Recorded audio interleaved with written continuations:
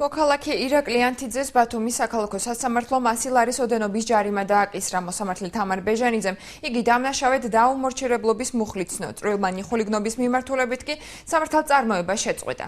ადმინისტრაციული საქმის წარმოება სამართალდამცავი გოდერძი მანველიძისა და მოქალაქე ირაკლი ანთიძეს შორის გუშინ გამთენიისას მომხდარი დაპირისპირების შემდეგ დაიწყო. ბრალდების მხარე ამბობს, რომ მოქალაქე ველოსიპედით სეირნობისას და შემოწმების მიზნით გააჩერეს. სამართალდამცავის მიმართ გამოჩენილი აგრესიისა და გაქცევის მცდელობის გამო კი ბორკილები დაადეს და პოლიციის მეორე განყოფილებაში გადაიყვანეს.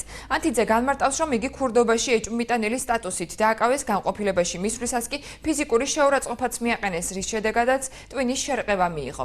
სხვა ვერსია დასახელებული დაკავების ოგმში.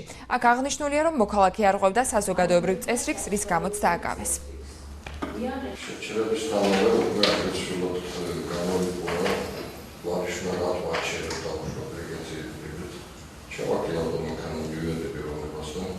ისე ყოველსაფრთხე შევეკითხა, მოიყარიო, ამოვიდა აგრესიით. სპერს მოგაჭარო, ბიჭო, აშიგიშავს რა, თვითონ დაჭდა. ყოველსაფრთხე გაქცევა სწავლა და დავიჭირე ამ შემთხვევაში. იქ დაიწყო იმ მომენტში, სანამ საბუთებს მოთხოვდი, რაღაც საბუთი უნდა გაჩვენო. სასამართლომ საქმეზე გამოგულებული პისებულების შესაბამისად აღნიშნა დადგენილდა ირაკლი ანთიძის მიმართ საზოგადოებრივი წესრიგის დარღვევის ფაქტი, რაც კვალიფიცირდება 166 მუხლით ადმინისტრაციულ სამართალდამცავთა კოდექსით და შესაბამისად ამ ნაწილში შეჭრა საქმის წარმოება. რაც შეეხება 173 მუხლით გათვალისწინებულ ქმედებას.